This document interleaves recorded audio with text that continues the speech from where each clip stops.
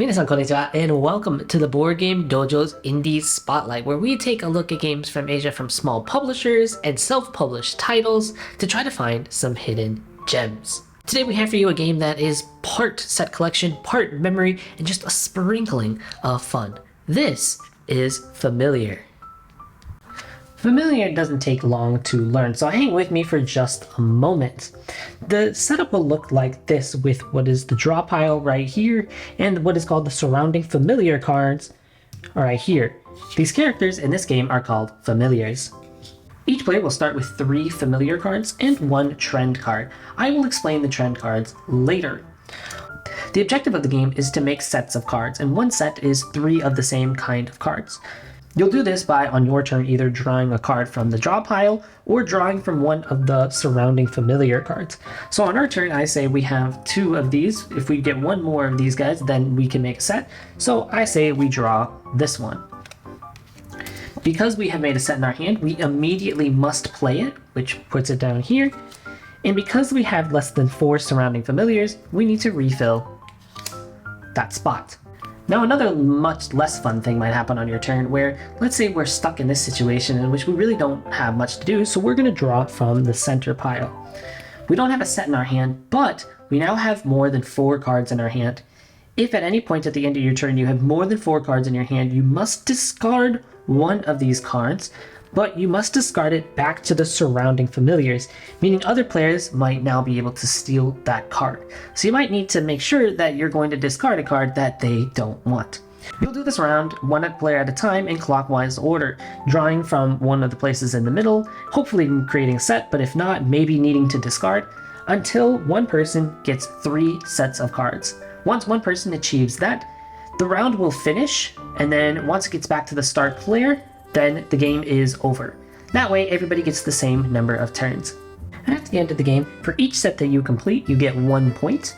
You also get 1 point for each star that is on your cards, and those will be in the upper left-hand corner of each card if you have them. Not all of them have those.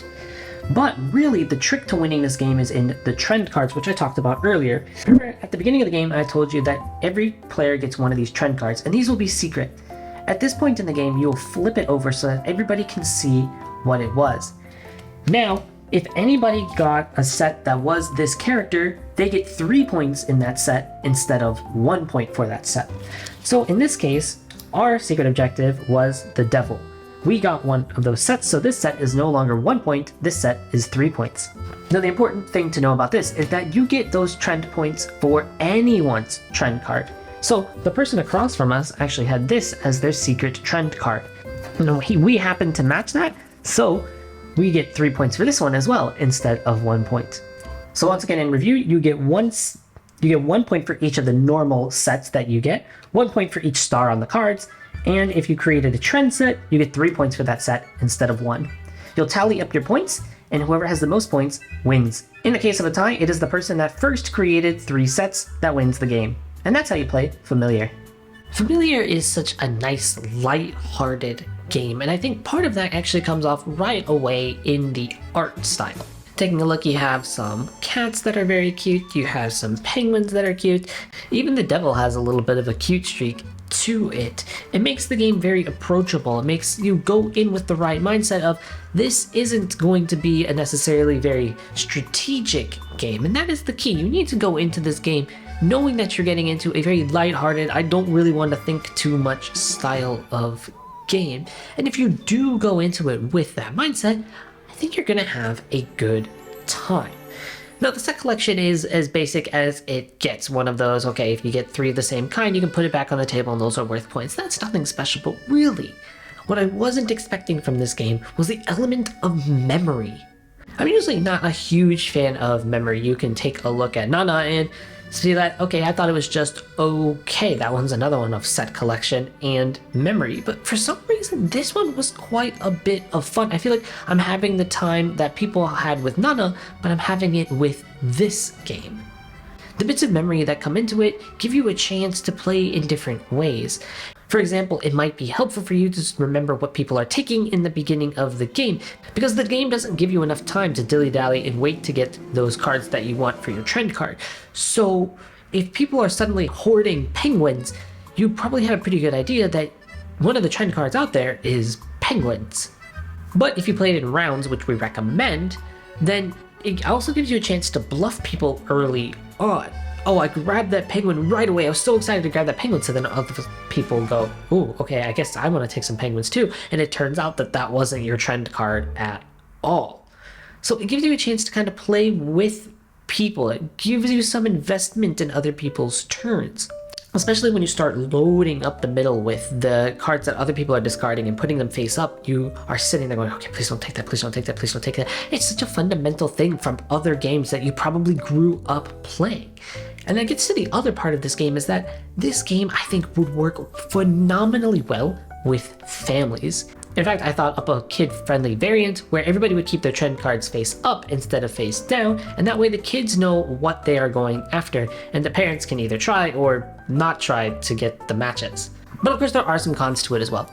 When you play this game, you have to be okay with knowing that you might lose from no fault of your own. It's usually a bad sign. I know I've critiqued other games because of it, but this game, it feels more in line with the character of the game. But going into it knowing that you did as well as you could, you got the trend card that you needed, and somebody else just happened to match more people's hidden secret trend cards, that's going to happen. And that's why we always play in rounds. I found that playing this in 3 rounds is a great way to balance this game. Because rounds take 5, if at most 10 minutes to play, you're still coming in at a runtime of under 30 minutes. And saying that, Colin, I know that there's going to be a lot of people out there that might not jive with this game. You might not like this game at all, but I think that there are a lot of people out there who are also going to like this game. Thanks to its easy to learn rule set that is partially based on games that you might have grown up with, it's very easy to get into and have fun from the word go. From players who are playing this for the first time to players that are playing this for the 5th time. From hobbyist gaming with lots of experience in games to people who don't play games at all. I think that this is a nice little addition to a collection. And in fact, the reason I don't have the box to this game is because it goes in my quiver, so I bring it with me to game nights. It is worth mentioning that this, along with probably most of the games that we cover in this series, are going to be pretty hard to get because they are small print runs, but I have found it at Sudagaya and other resale sites for anywhere from $5 to $10, which I think is the perfect price for this light filler game. Thank you again for joining us for Indie Spotlight. If there's a game that you want us to cover from a small publisher, let us know in the comments below and let us know what you think of this new series. Arigatou gozaimashita. Until next time, ja ne!